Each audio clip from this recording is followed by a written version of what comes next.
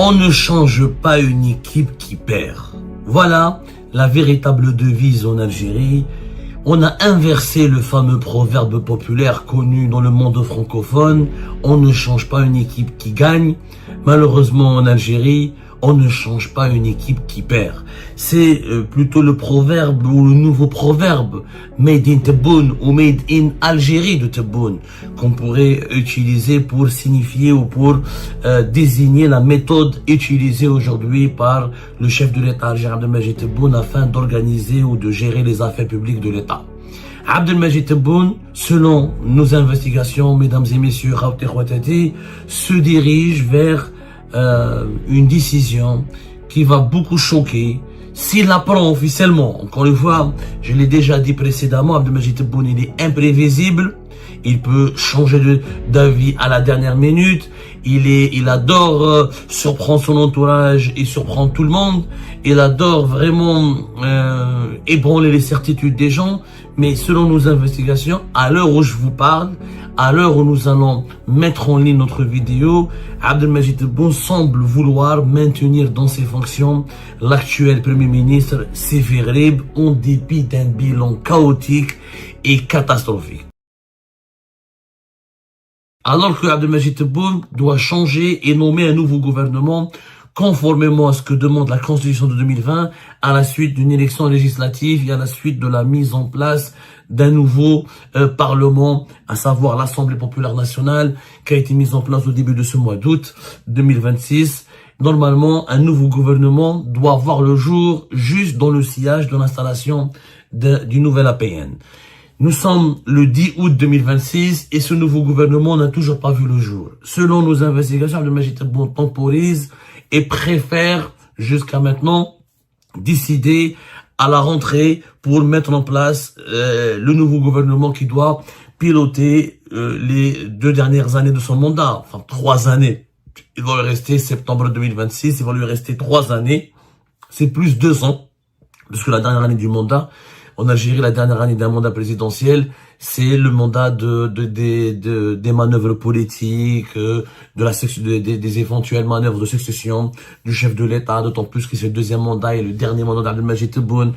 Donc ce sera une année pratiquement blanche, la dernière année du mandat. Ce sera l'année de la préparation du départ ou l'année de la préparation pour de grands changements qui devront changer la facette du pouvoir et qui devront reconfigurer les rapports de force du pouvoir algérien.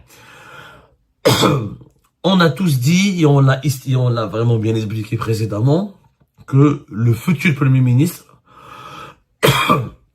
qui sera désigné par Abdelmadjid Tebboune, pourrait peut-être jouer un rôle prépondérant et stratégique dans cette course à la succession d'Abdelmadjid Tebboune dans les 2 années à venir. Mais Abdelmadjid Tebboune, visiblement, alors qu'il est conscient que le pays a cruellement besoin de changement.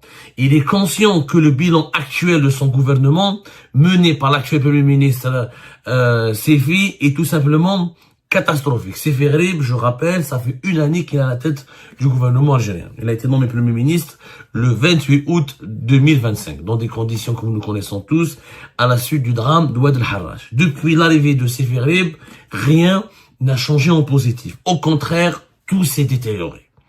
Les accidents de la route, les accidents de circulation impliquant des bus, etc., vieillissants, vétustes, le renouvellement du parc automobile, le renouvellement des bus qui était la raison principale de la nomination de Sefi Ghreib à la place de Nadine Arbaoui auparavant, qui a été sanctionné pour avoir failli à gérer cette problématique. Et cette problématique est devenue encore plus grave. Nous l'avons bien vu au début, entre fin juillet et la première semaine du mois d'août, il y a eu une 40aine de morts, plus de 44 morts sur les routes, notamment à cause des bus qui ont été acteurs principaux de très graves drames routiers. La situation sociale elle est catastrophique. Les Algériens n'ont jamais été aussi pauvres. Le dinar n'a jamais été aussi faible. Le pouvoir d'achat ne s'est jamais autant effondré. Les importations ont augmenté significativement durant cette année lorsque Sefi Ghreib a pris le pouvoir à la tête du gouvernement. Les projets industriels n'existent qu'en théorie. Sefi Ghreib se déplace, effectivement, il est présent sur le terrain. Lors du drame de Bab Mourdas, il était là. Lors du drame de l'orphelinat d'Alger, il était là. Il se présente. Dès qu'il y a un drame, dès qu'il y a une tragédie, il est là en t-shirt, en jean, etc. Il occupe le terrain. Oui, mais il n'apporte aucune solution. En fait, Sévéré, il est bon pour le cinéma. C'est un bon acteur. Ah bon, franchement, pour un sketch ou pour un feuilleton du Ramadan, il aurait fait un bon acteur. Il parle bien. Quand il essaye de parler, il maîtrise un petit peu. Il a un peu la parlotte. Quand il parle, on a l'impression que c'est un grand universitaire. En fait, c'est un bon enseignant. Mais Sévéré n'a jamais été qu'autre chose qu'un enseignant. Il vient du monde universitaire. Il ne vient pas du monde économique ni du monde politique. Il ne sait pas ce que c'est que diriger vraiment une entreprise, ce que c'est que diriger une équipe, réaliser un projet de A à B. Il a toujours été fonctionnaire. Il n'a pas le charisme, il n'a pas un projet, il ne connaît pas le fonctionnement réel de l'État, il n'a pas une connaissance affûtée du fonctionnement des appareils de l'État, il ne connaît pas les nuances des rapports de force au sein du régime, il n'a pas de conscience politique, il n'a pas de vision politique, c'est pas Ouyahia, c'est pas un Sellel, c'est pas un Belkhadem. Donc c'est quelqu'un qui est très faible, et tout le monde le voit, tout le monde le sait. La seule carrière, il était à Imital, il était directeur général de l'université industrielle, qui relevait du ministère de l'Industrie. C'est un académicien, un pur académicien. Il a dirigé le centre de formation du groupe Chica, ça s'arrête là. Il a eu une petite expérience dans le conseil d'administration d'Algérienne Qatari Steel, ce qui sert à rien, qui sert absolument à rien, puisque c'est une expérience. C'est quoi le président du conseil d'administration? Tu diriges pratiquement, tu n'es pas le PDG, tu tiens des réunions, etc. C'est les Qataris, c'est eux qui dirigent essentiellement le projet de Qatar Steel à Jijel, etc. Donc, il n'y a pas vraiment d'implication ou d'innovation importante ou un aspect entrepreneurial important. Il a jamais apporté une valeur ajoutée dans toutes les institutions qu'il a dirigées. C'est un bon académicien. C'est quelqu'un qui peut te faire il peut faire un cours. En fait, il aurait fait un bon secrétaire général. Il aurait pu faire un bon directeur de cabinet. Il a l'esprit de synthèse. Il a des qualités, Sévéré. Moi, je suis pas en train de le diaboliser, de le rabaisser, de le dénigrer, de le calomnier. Il a des qualités. Il a des qualités intellectuelles. En tant que directeur de cabinet, oui. En tant que secrétaire général. Quelqu'un qui fait des rapports, il fait des synthèses, et il peut fournir des explications. C'est un bon universitaire.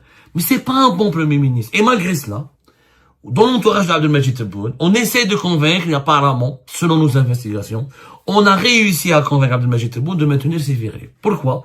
Parce que Sévéré, il a compris comment se maintenir au pouvoir. Comment se maintenir au pouvoir en Algérie avec Tebboune et son entourage? Il faut être un béni oui. Il faut dire oui à tout.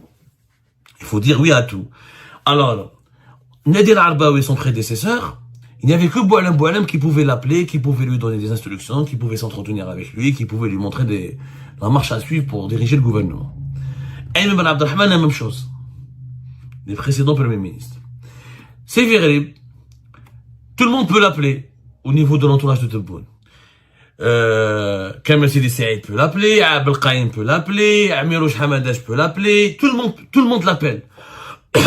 Un simple portier ou un simple petit conseiller de la présidence peut se permettre d'appeler Sévéré pour lui parler, pour échanger avec lui, pour lui faire parvenir une doléance, pour lui faire parvenir une demande. Et Sévéré, il a compris le manège pour gagner la sympathie de tout le monde et pour bénéficier ou conquérir les cœurs et pour acheter la confiance de tout le monde.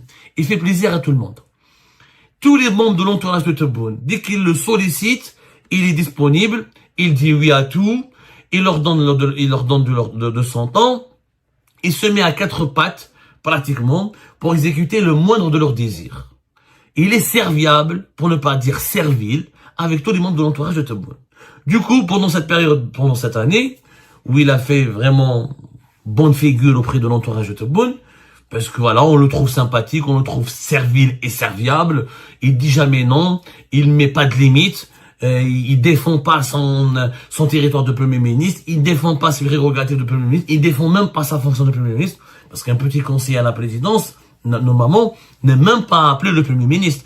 L'interlocuteur du premier ministre, c'est le secrétaire général de la présidence, c'est le directeur du cabinet du président, et c'est le président. À la limite, le chef d'état-major, le patron d'institution militaire, pour des cas d'urgence, pour des cas des affaires sécuritaires.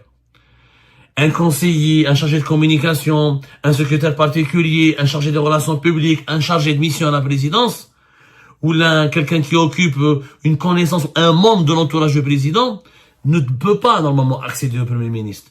Il n'a pas le droit de parler au Premier ministre. Il n'a même pas normalement le droit de s'entretenir avec lui ou de tenir une communication avec lui. Les affaires de l'État, le Premier ministre, c'est quand même le quatrième ou parmi les 5 plus importants personnages de l'État. Avec le chef du Parlement, du Conseil de la Nation, le chef d'état-major de l'armée. Il a accès à des secrets, à des dossiers très sensibles. Il ne doit normalement être accessible, il ne doit être à la portée que du président de la République et de deux de ses collaborateurs, secrétaire général et directeur du cabinet et du chef de l'armée. C'est vrai, c'est open bar. C'est vrai, sur un barman. Il est prêt à servir, il sert des verres, il offre des boissons et des cadeaux à toutes les personnes qui le sollicitent. Du coup, il est apprécié. Et comme il était question de le remplacer, parce que son principal parrain, il est parti, Boualem, on a raconté l'histoire de Seferelib. Seferelib, c'était Nasser al-Djan qui l'a parrainé. Ensuite, Nasser al-Djan l'a présenté auprès de Boualem. Ensuite, il y a eu le feeling entre lui et Boualem. Boualem l'a pris sous ses ailes. Boualem, il s'est retiré. Maintenant, il est en retrait à cause de sa maladie. Il est en disgrâce. Seferelib, qu'est-ce qu'il a fait? Il a fait un spectacle de danse orientale, la danse du ventre, auprès de tous les entourages de Tebboune. Donc, tout le monde l'apprécie. Tout le monde l'aime bien, ce petit garçon sympathique qui parle bien, qui dit jamais non et qui dit oui à tout. Et on veut le garder. Sauf que Abdelmajid Tebboune, en le gardant, il perpétue le statu quo. Un statu quo qui est catastrophique pour le pays. La situation du pays est catastrophique, on l'a bien vu. Les tragédies de l'orphelinat, les tragédies des feux de forêt, les pénuries, des produits de large consommation, les projets économiques qui sont à l'arrêt, la mauvaise gestion de pas mal de projets étatiques importants, la faiblesse de l'activité économique, l'immobilisme économique du pays, l'absence d'un investissement étranger important dans le pays, la précarité, l'explosion des fléaux de la harga, les fléaux sociaux qui explosent. Ça, c'est le bilan de Seferelib. Pendant cette année, l'Algérie a encore reculé. Elle s'est encore dégradée. La situation socio-économique s'est encore détériorée. Parce qu'il n'est pas un chef d'orchestre. Seferelib, il peut être un adjoint. Il peut être le directeur du cabinet du Premier ministre. Si on était dans l'Algérie de Bouteflika, Seferelib n'aurait jamais pu être au-delà d'un directeur de cabinet du Premier ministre ou d'un conseiller du Premier ministre. Il n'a ni le charisme, ni le parcours, ni la compétence, ni l'expérience. Et je n'ai pas d'animosité personnelle contre lui, je n'ai pas de problème personnel contre lui. Moi, je défends l'intérêt général de l'Algérie. Seferelib, il est sympathique. C'est quelqu'un avec lequel tu as envie de boire un verre, jouer une partie d'échecs, je sais pas, jouer au domino, etc. Aller à la plage avec lui. Il est sympathique, faut dire la vérité. Mais c'est pas parce qu'il est sympathique qu'on peut lui donner le poste de Premier ministre. Et si Tebboune ne le change pas, il va perpétuer le statu quo. Et selon nos investigations, c'est que Tebboune, finalement, il n'a pas envie de changer grand-chose. Il va pas changer les cadres du gouvernement, tous les postes régaliens au niveau de la justice, au niveau des finances, au niveau de l'intérieur. Il va rien changer. Il va changer quoi? Il va changer les petits postes. L'agriculture, tourisme, la culture, la jeunesse, des petits postes. En fait, il va faire semblant, il va faire croire aux Algériens qu'il a procédé à des changements. C'est l'art de ne rien changer tout en changeant. Ou c'est l'art de changer pour ne rien changer. Voilà la doctrine, voilà la gouvernance de Tebboune. Alors qu'en ce moment, l'Algérie, avec des réserves de change qui s'épuisent, avec une population, on va terminer l'année 2026 avec plus de 40 millions d'habitants. D'ici une année, on va atteindre la barre des 50 millions d'habitants. Avec énormément de problèmes sociaux et économiques. Avec un vaste pays, entouré de foyers de tension. Avec des problématiques politiques et économiques majeures. Avec une détresse sociale qui est là, qu'on la ressent. On a besoin d'un Premier ministre qui bosse, qui soit compétent, qui connaît l'appareil de l'État, qui peut décrisper, qui peut dégripper l'appareil de l'État et qui peut insuffler une dynamique. On n'a pas besoin d'un Premier ministre qui prend des lunettes et un t-shirt et qui se balade dans les lieux où il y a des drames, des accidents, des meurtres, des morts, des feux de forêt. Non, on a besoin d'un Premier ministre qui apporte des solutions. C'est-à-dire qui lance des projets qui apporte des solutions, qui améliore le secteur des transports, qui renouvelle le parc des bus, qui lance la machine de la création des emplois, qui inaugure des zones industrielles, des nouveaux projets. Il va pas attirer tout là, à Betna, ou etc., ou à Alger pour relancer des projets de Tahkoud ou d'Arbaoui, des anciens hommes d'affaires de Bouteflika. Il nous faut quelqu'un qui a une feuille de route, qui a une vision, qui connaît la réalité du terrain, qui peut s'adapter à la réalité du terrain, et quelqu'un qui peut parler aux âgés, qui connaît leurs problèmes. Pas un académicien qui vit dans la théorie et qui partage l'essentiel de son temps avec les conseillers et les membres de l'entourage de Tebboune. Un premier ministre doit partager l'essentiel de son temps avec le peuple, avec la population, avec les cadres qui sont sur le terrain, avec les wali, avec les chefs de daïra, avec les ministres, etc.